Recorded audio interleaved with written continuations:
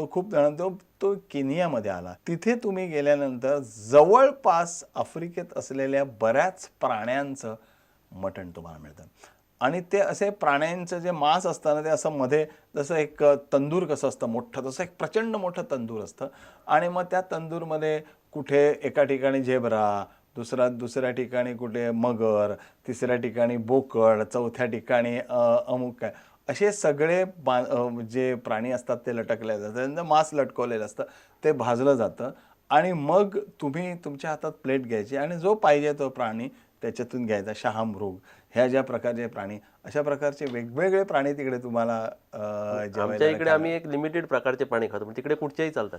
हां, नाही प्रत्येक देशात हा वेगळा आहे. म्हणजे शहामृगाचं मटण आफ्रिकेमध्ये खूप चांगलं मटण मानलं जातं आणि एवढंच नाही, त्याच्यात कोलेस्ट्रॉल कमी असतं. म्हणजे ते डॉक्टरही सांगतात की शहामृगाचं. मगरीचं मटण मी थोडंसं टेस्ट केलेलं आहे, ते माशासारखं लागतं. मिडल ईस्टला कुठेतरी एका अशा पार्टीला आणि ह्याला गेलो होतो, तर त्या पार्टीमध्ये मला असं लक्षात आलं की एक अख्खा बैल तो कापलेला, त्याच्यामध्ये आतमध्ये भात-बीत सगळं स्टफ केलेलं, मग त्याच्यामध्ये एक बकरा स्टफ केलेला, मग त्याच्यामध्ये आत एक कोंबडी स्टफ केलेली, मग त्याच्यात अंडी स्टफ केली, त्यात आणखीन काय स्टफ केलं, असं केलं आणि खाण्याचं त्याचा cocktail. क्रॉस सेक्शन घेऊन खायचा. म्हणजे तुम्हाला काय बकरा, कोंबडी, म्हैस काय जे काय असेल ते असं पीस येणार. तर अशा प्रकारचे बऱ्याच खूप अनुभव खाण्याचे त्या ह्याच्यामध्ये येतात. तुम्ही वेगळे वेगळे अनुभव घेतले. खूप अनुभव घेता आले म्हणजे त्या ह्याच्या प्रवासाचा तर एक एक तो फायदा असतो आणि तुम्हाला आवड पाहिजे. म्हणजे तुम्ही जाऊन म्हणा, नाही मला बाबा आता मी लंडनला गेलो किंवा कुठे गेलो तरी वरण भात पाहिजे असं केलं तर तुम्हाला काही मिळणार नाही. माझं मत असं आहे की तुमचं जेवण जे आहे ते तुम्ही तुमचं घरी जेवा, पण बाहेर गेल्यानंतर तिथलं जे काही जेवण असेल, तिथली काय पद्धत असेल, तिथलं काय ड्रिंक असेल, ते नेहमी टेस्ट करावं. निदान तो अनुभव असतो. तुम्हाला चांगलं लागेल असं नाही, पण करायला काही हरकत नाही आणि मग आपोआप टेस्ट डेव्हलप होते. मी आता इथे मला गोव्यात किती माहीत नाही, पण गोव्यात मला एवढी जपानी हॉटेल्स दिसली नाहीत, पण आता बाहेर लोक आवडीने सुशी खायला लागलेले आहेत. जे पहिल्यांदा सुशी म्हणजे असं कच्चं फिश किंवा कच्चं हे वाटायचं, पण काही सॉसेसमध्ये जर ते मिक्स केलं, विशेषतः वसाबी सॉसमध्ये, तर ते अतिशय चांगलं लागू शकतं. तर ज्या अर्थी ती माणसं खातात त्या अर्थी त्यांनाही काहीतरी चव असू शकते. ती प्रत्येक वेळेला चव आपल्याला लागते असं नाही, ती डेव्हलप करावी लागते. साहेब, आता 1983 पासून तुम्ही क्रिकेट बघत आलात. नाही, 1983 मध्ये 60 षटकांची होती वाटतं लास्ट. हो, त्याच्यानंतर 50 षटकांची झाली. हा फरक नंतर कसा काय आहे? नाही, त्याच्यानंतर पुष्कळच पुलावरून पाणी गेलं. म्हणजे मग 2020 वगैरे झालं. 1983 पासून आजपर्यंत जे वन डे क्रिकेट आहे त्याच्यामध्ये धोत्रातला माणूस आणि खरं तर म्हणजे चड्डीतला हाफ शॉर्ट मधला माणूस इतका फरक पडलेला आहे त्याच्यामध्ये. म्हणजे त्याला काही त्या काळामध्ये ज्या 83 साली वर्ल्ड कप बघितला तेव्हा सर्कल नव्हतं, एवढी खेळ आपल्या क्षेत्ररक्षणावर, क्षेत्ररचनेवर म्हणू आपण, रिस्ट्रिक्शन नव्हती. त्यावेळेला 230 वगैरे किंवा 250 स्कोर खूप वाटायचा. तेव्हा काही मी काल एक उदाहरण दिलं होतं जावेद मियांदाजच्या शेवटच्या षटकाचं. त्यावेळेला आपण काहीतरी 250 धावा केल्या होत्या आणि 250 धावा खूप वाटायच्या त्यावेळेला. आता 300 धावा पुरत नाहीत, कारण मग सर्कल आलं. मग सर्कल आल्यानंतर ते पॉवर प्ले आले, पॉवर प्ले आल्यानंतर धावा व्हायला लागल्या. मग गोलंदाजांवर दबाव आला, मग गोलंदाज काहीतरी नवीन शोधायला लागले, गोलंदाजांनी नवीन शोधल्यानंतर बॅट्समन नवीन शोधायला लागले आणि मग ह्याच्यातून एक प्रकारचं इव्होल्युशन झालं आणि T20 आल्यानंतर खूप मोठं इव्होल्युशन झालं. म्हणजे आता आपण बघितलं की त्या दिवशीची ती कुठली एक मॅच होती, त्यांनी एका दिवसात एका मॅचमध्ये 248 रन्स केल्या आपल्या बॅट्समननी. जर 248 रन एकटा माणूस करू शकतो 50 ओव्हर्समध्ये, ते पण तो 44 ओव्हरला आउट झाला. जर शिखर धवन सारखा बॅट्समन 248 करू शकतो, तर क्रिकेट किती बदललं असेल. ॲप्रोच बदलला, बॅट्स बदलल्या, नंतर तुमचं ग्राउंडचं जे नाही, टेक्नॉलॉजी बदलली, पण ग्राउंड पूर्वी जशी ग्राउंड खूप मोठी असायची, 75 यार्ड 80 यार्ड, ते जाऊन आता T20ला तर 60-65 यार्डाच्या बाउंड्री व्हायला लागल्या. बॅट्समध्ये खूप फरक पडतो. म्हणजे पूर्वीच्या बॅट्सनी एवढे लांब शॉट्स गेले नसते. आता मिस टाईम शॉटसुद्धा लांब जातो. परत एक सिक्सर मारण्याची वृत्ती असते तुमच्याकडे. पूर्वीच्या काळी एक सिक्सर मारली, दिवसभरात एक सिक्सर पाहायला मिळालं तर आम्हाला केवढं कौतुक वाटायचं, सण असल्यासारखं वाटायचं की अरे आज 6 बघितले. आता तो काल ऑस्ट्रेलियाचा फिंच आला आणि त्यांनी 16 सिक्सर मारल्या, काय वाटतच नाही. म्हणजे ज्या वेळेला सीके नायडूंनी 1932 साली ज्या सिक्सर्स मारल्या होत्या त्याची स्टोरी का कायम सांगितली गेली की त्यावेळेला सिक्सर हा एक अजुबा प्रकार होता, की एवढ्या सिक्सर्स त्यावेळेला त्याने 11 सिक्सर्स आणि 13 बाउंड्री, 13 सिक्सर्स आणि कुठच्यातरी 11 घड्याळाला boundary. त्यांनी हे केलं होतं. हा, ते ऍक्च्युली त्यांच्या नावावरती आख्यायिका आहे की बॉम्बे जिमखान्यावरून त्यांनी राजाबाई टॉवरचा घड्याळ म्हणलं, इतक्या लांब चेंडू जाणार नाही, म्हणजे तो कोणीतरी न्यावा लागेल, म्हणजे अजून पकडला आणि आपटला असं. तर तो पण ते अशा आख्यायिका निर्माण झाल्या होत्या, कारण त्यावेळेला सिक्सर बघण्यासारखे, सिक्सर हा कधीतरी सणासुदीला दिसलेला शॉट होता. आज आता असं दिसत नाही, कारण ह्याच्यामध्ये क्रिकेटमध्ये खूप फरक पडला, आणि तो क्रिकेटचा फरक जो आहे तो तुम्हाला त्यांच्या स्कोअरमध्ये, ॲप्रोचमध्ये आणि एकंदरीत खेळाडूंच्या स्कोर्समध्ये तुम्हाला जाणवतो. तर हा बदल जो आहे, हा बदल खूपच बदल होणार. आणि जसं क्रिकेट लहान व्हायला लागेल, म्हणजे 60 वरून 50, 50 वरून 10, 20, 20 वरून जर उद्या 10 आलं, तर आणखीन शॉट्स डेव्हलप होतील. मग गोलंदाज आणखीन नव्या रीतीने काही करू शकतील. टेस्ट क्रिकेटची पण वर्ल्ड सिरीज करायला होतं, वर्ल्ड कप बघायला जायचं वन डे सारखं, ते कितपर्यंत यशस्वी होईल असं वाटतं आपल्याला?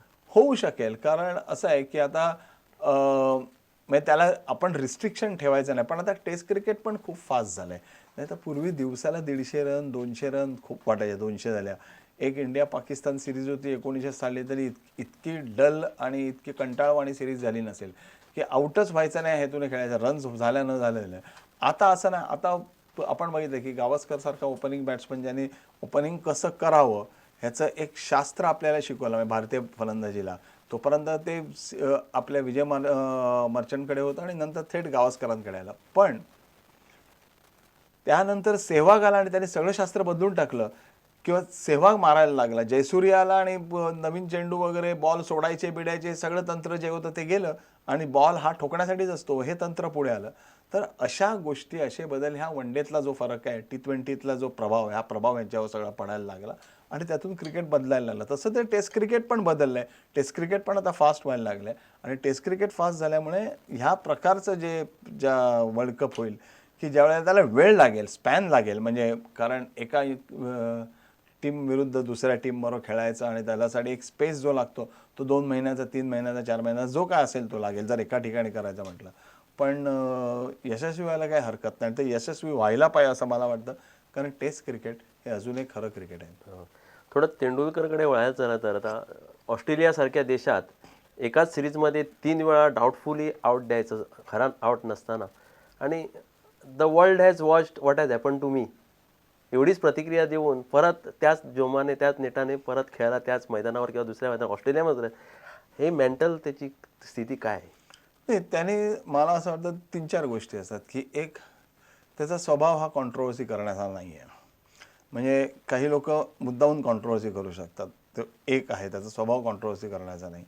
दुसरी गोष्ट आहे की आपण ऐकावून आहोत, आपण, आपल्याकडे लोक पाहत आहेत, आपण ऐकावून आहोत, आपण एक आदर्श आहे, आणि आदर्शाने कसं वागायचं हे तो इतक्या वर्षात शिकलेला आहे. आणि त्यामुळे अशा प्रकारच्या गोष्टींनी त्याला किती मनातल्या मनात राग आला असेल किंवा काय असेल, तरी तो राग तिथे तो दाखवणार नाही. तो आपलं जे बिहेवियर आहे ना, तो आपलं बिहेवियर तेवढंच उत्तम राहील, तितकंच चांगलं राहील, हे तो जातीने पाहतो. आणि म्हणूनच तो, त्याला आपण आयकॉन म्हणतो, किंवा म्हणून आपण त्याच्यावर चर्चा करतो. हे कल्टिवेट करायला लागतं. हे कल्टिवेट त्यांनी केलं आहे. कल्टिवेट करणं तितकं सोपं नसतं, पण त्यांनी ते केलेलं आहे. मगाशी तुम्ही म्हटलं त्याच्याबद्दल बोलताना, की त्याचे पाय जमिनीवर आहेत, सुरुवातीलाच म्हटलं तुम्ही. ओलांगाला त्याला कधी एकदम चीप आउट केला, पण नेक्स्ट गेममध्ये त्याला सेंचुरी मारताना त्याला 70 रन काढले. गॉगने सांगितलं की I have created a delivery to get him out cheap. त्याचा बॉल सिक्सर, ग्राउंड बाहेर, मिळालाच नाही परत.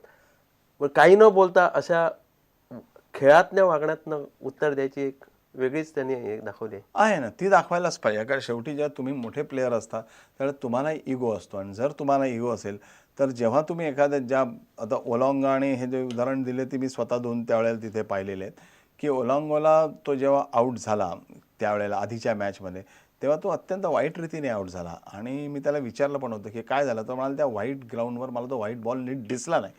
आणि साहजिक ओलंगाने पण नाच केला, कारण त्यालाही वाटलं की आपल्याला सचिन तेंडुलकरची विकेट मिळेल. तर ते कुठेतरी त्याच्या मनात होतं. तर शेवटी ही जी खेळातली सुडाची भावना असते, किंवा खेळातलं एक वरचढ होणं असतं, हे असायलाच पाहिजे, म्हणून तो खेळत असतं. युद्धात पण झालेलं आहे. म्हणजे द्रौपदीचा अपमान झाल्यानंतर भीमाने दुःशासनाची छाती फोडली, आणि त्याचं रक्त प्याला, आणि त्या रक्ताने त्याने जाऊन तिचे केस बांधले. तर जर ते युद्धात होऊ शकतं, तर मनातल्या मनात देखील कोणीतरी छाती फोडायची इच्छा व्यक्त करत असेल, छाती फोडत असेल, आणि तो थोडंसं त्या चेंडूचं रक्त प्याला, तर काय हरकत आहे, असं माझं म्हणणं आहे. की शेवटी ती काही हिंसक वृत्ती नाही, ती खेळातली वृत्ती आहे असं मला म्हणायचं आहे. आणि त्या बाबतीत ते प्रत्येकाकडे अशा प्रकारचा जो तो गॉग जो होता, गॉग नाही मला वाटतं तो डॅरन गॉग. नाही नाही तो कॅडिक होता. कॅडिक त्याला मीच जाऊन गावस्कर तेंडुलकरला सांगितलं होतं की एका प्रेस कॉन्फरन्समध्ये कॅडिक म्हणाला साऊथ आफ्रिकेच्या वेळेला की Sachin is like any other batsman. तर त्यांनी ते ऐकून घेतलं आणि दुसऱ्या दिवशी त्यांनी त्याला 6 मारून पाठवलं आणि कॅडिकची कॅडबरी केली. आता ही वृत्ती माणसामध्ये सगळ्या मोठ्या बॅट्समनमध्ये असते. ही डॉन ब्रॅडमनमध्ये सुद्धा होती. डॉन ब्रॅडमनला एखाद्या बॉलरने आऊट केलं तर तो बॉलर घाबरून जायचा, कारण त्याला माहिती आता हा पुढच्या वेळेला आपल्याला ठोकणार. त्याला नुसता आनंद व्हायचा ना, पण त्या आनंदामागे भीती असायची, यार आता मेलो, आता हा आपल्याला पुढच्या वेळेला मारणार. तर अशी भीती बॅट्समनबद्दल एक जो आहे ती वाटलीच पाहिजे बॉलरला, तेव्हा तो बॅट्समन महान होतो. आणि तीच सचिनबद्दल वाटणं ही महत्त्वाची गोष्ट आहे. तर क्रिकेट आज ज्या लेवलला आहे ते पोचवायला प्रिंट मीडिया की इलेक्ट्रॉनिक मीडिया? हां, दोन्हींचा आहे. इलेक्ट्रॉनिक मीडियाचा वाटा खूप मोठा आहे याचा, कारण इलेक्ट्रॉनिक मीडिया क्रिकेटला डायरेक्ट तुमच्या माजघरात म्हणा, स्वयंपाकघरात या सगळ्या ठिकाणी घेऊन गेलं. त्याचा इम्पॅक्ट मोठा असतो, कारण तुम्ही प्रत्यक्ष जे पाहता ते तुम्हाला जे तिकडे चाललेलं आहे तुम्हाला दिसतं. तुम्हाला दुसऱ्या मोठ्या माणसांच्या कॉमेंट्स कळतात. तुम्ही तुमच्या कॉमेंट्स कळू शकता. मी जे काही लिहिलेलं एक प्रिंट मीडियातला माणूस आहे किंवा जो एक रेडिओवर कॉमेंट्री सांगतो, त्याचं ऐकून तुम्ही पाहत नाही किंवा त्याच्या डोळ्यातून तुम्ही पाहत नाही किंवा त्याच्या लेखणीतून तुम्ही पाहत नाही. तुम्ही स्वतःच्या डोळ्यांनी पाहता. तुम्ही तुमचं डिसिजन त्या बाबतीत घेऊ शकता की एखादा माणूस चांगला खेळला, वाईट खेळला, काय खेळला. आणि त्यामुळे त्याचा इम्पॅक्ट खूप मोठा आहे. आणि तो इम्पॅक्ट होता म्हणून क्रिकेटमध्ये पैसा आला. तो इम्पॅक्ट होता म्हणून सचिन तेंडुलकर मोठा झाला. तो इम्पॅक्ट आला कारण सचिन तेंडुलकरनी ह्या गोष्टी आपल्याकडे खूप एकाच वेळेला घडल्या.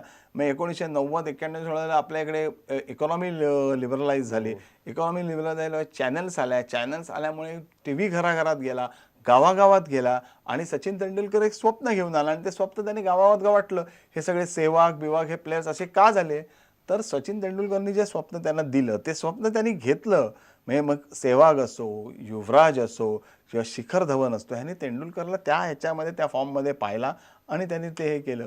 तर टेलिव्हिजनचाच हा इम्पॅक्ट आहे. पण कितीही टेलिव्हिजन असलं तरीसुद्धा मला अजून वाटतं की 10 ते 20 वर्ष प्रिंट मीडियाचा इम्पॅक्ट राहील. कारण सकाळी उठल्यानंतर आपल्याला पेपर घेण्याची जी एक सवय आहे ना आपल्याकडे पाहिजे, ती इतक्या लवकर मोडली जाईल असं मला वाटतं. जरी आता लोक इंटरनेटवर पेपर वाचतात, सगळं करतात, तरी देखील आज माझ्या पिढीतली जी लोक आहेत ना, ते मी उठून कॉम्प्युटर उघडत नाही किंवा मी टेलिव्हिजन बघत नाही.